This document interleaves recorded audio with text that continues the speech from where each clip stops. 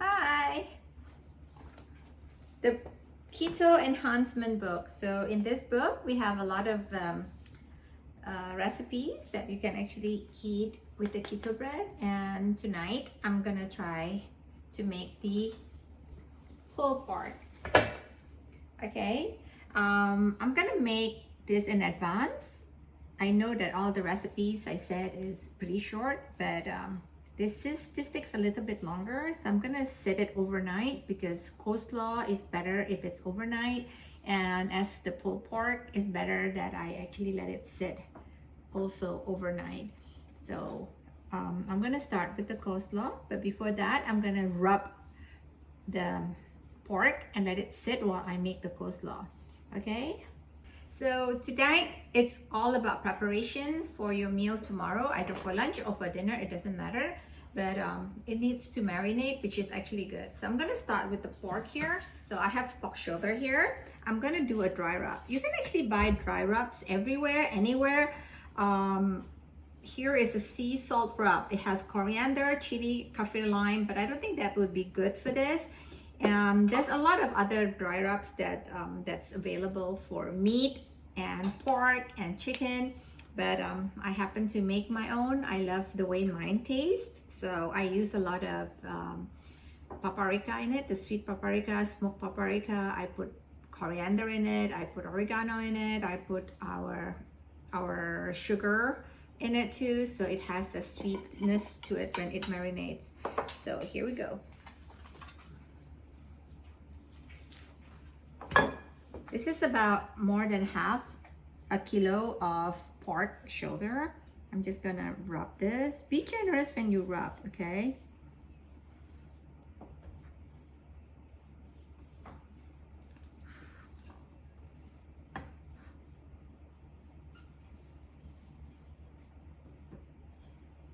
Especially for meat this thick, you need to be quite generous of your rub.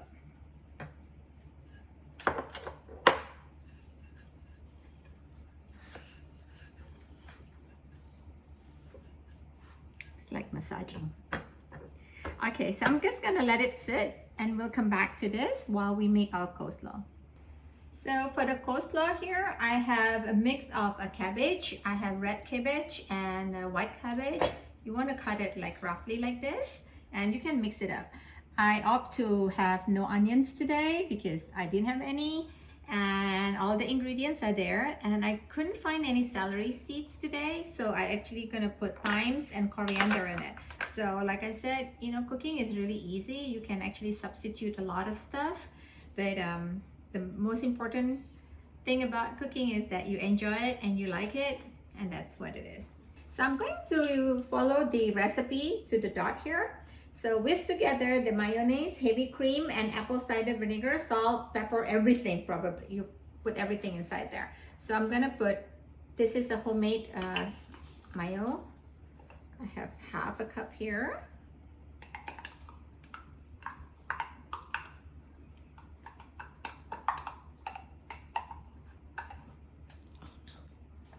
That's basically my whole supply.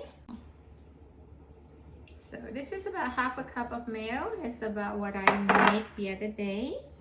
And like I said, mayo doesn't last that long, so you want to use it up. That's the reason why I'm doing this, is because I know that I have my mayo and I want to use my mayo.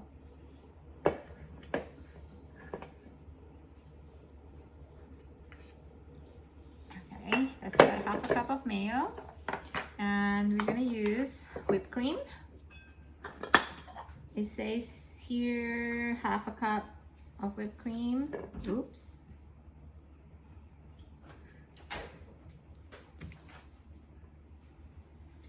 There you go.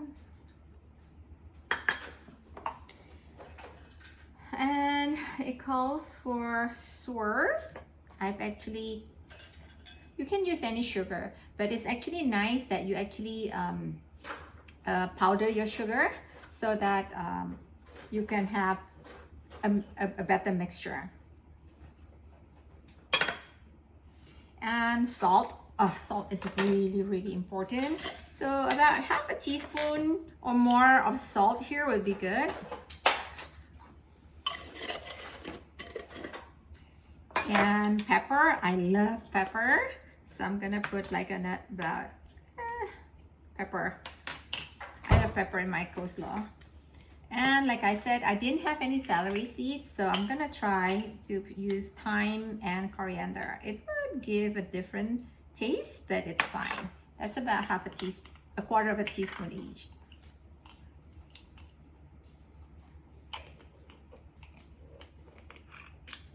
Okay, so apple cider. They're really important for the tartness of the coleslaw, and yet it's still fresh.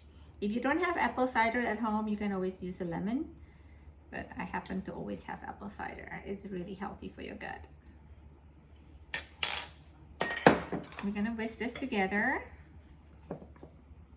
Do it slowly so that the powder will not be all over your face. So remember, coleslaw is a bit sweet, so that's why I did put my erythritol in there.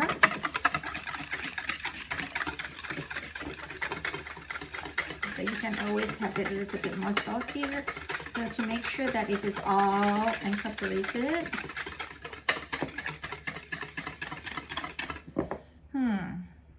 Always give it a taste.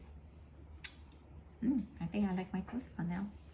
So now you have to do is just put all this in there slowly.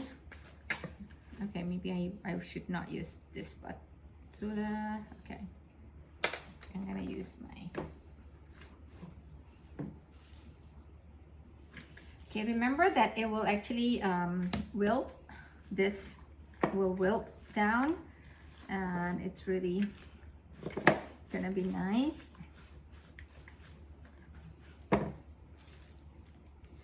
If you want to use your hands, if you don't have a glove, dig in, but I'm gonna put on a glove and I'm gonna use my hand. So I put everything in, so you dig in with your hands. It's easier than trying to, and then you kind of massage this because it actually was fighting me. So you massage this in like that, and you'll get a good coleslaw tomorrow. It's very nice to eat this tomorrow. So we're just gonna fridge this a day. Well, if you don't have a day, even 2 hours is good enough, because I think a fresh coleslaw is just too hard to eat. So 2 hours of this in preparation would be great. Okay, so here we are. So I have my coleslaw here and a mess. Back to the recipe again, and we are doing the pulled pork. Here calls for Diet Coke, but I've actually since this book, I've actually never touched Diet Coke anymore, so I'm not gonna do Diet Coke anymore. And yeah, so I'm gonna do this. I have marinated this for a bit, which is actually good. With the dry rub, it's enough. I'm gonna place this inside here in the middle, and then we're gonna use, as the recipe called, 1 teaspoon of mustard. So I'm just gonna like do that, yeah. And then it calls for 2 tablespoons of Worcestershire sauce. I still gonna use Annie's because it has less sugar carb in here. That's about 2 tablespoons. I'm just gonna dump everything in there. And then I have this ready here, salt and pepper. I'm gonna pepper this, and I'm gonna salt this a little bit more. I think it calls for just a little bit more. And since I don't use the diet pepper, I'm still gonna use a little bit more of the sugar. So I'm gonna put the sugar in there like that. So this is a slow cooker. I'm gonna put it in the slow cooker for about 8 hours on low. And what you don't need to put any water or moisture inside it, because the pork itself, when it's on a slow cooker, will actually secrete its own sauce, and it'll be very nice tomorrow when you actually pull them apart. So I'm gonna leave this on low for 8 hours, and we'll continue tomorrow. I'm so sorry. I totally forgot because I had always used Diet Coke before, but now that I'm not using Diet Coke, I do need to put at least 1 cup of water in here. So I have actually put 1 cup of water in here, and I'm just gonna let it sit for 8 hours and go to sleep. And tomorrow morning, I'm just gonna continue with this. Morning. So this has been here for the last 8 hours. I went to sleep and now I wake up to this. It smells good. So now I'm gonna tear it apart with forks. It should be tender enough for me to do that. See? Ooh, there you go. So I'm gonna just do this and just leave it here until we are ready.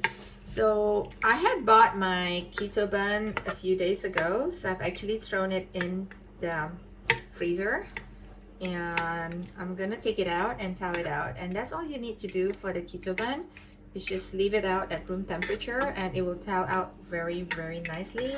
And later when you want to use it, you can actually put it into the toaster or pan fry it, like the way I always say that I love my bun pan fried. So this is all shredded apart like that.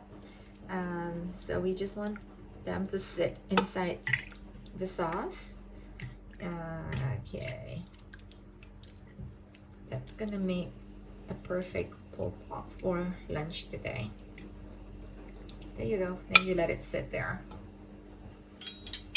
So any crock pot will do, or if you don't have a crock pot, then you have to wait it out. You have to put more water and you have to use very low fire and let it sit in the low fire for about 4 hours if you have the time to do that, or else investing on a crock pot, any crock pot, is really a good investment. I like to cook it that way. So we let it sit until lunch. Let's continue with our coleslaw pulled pork sandwich. So I had this in the freezer.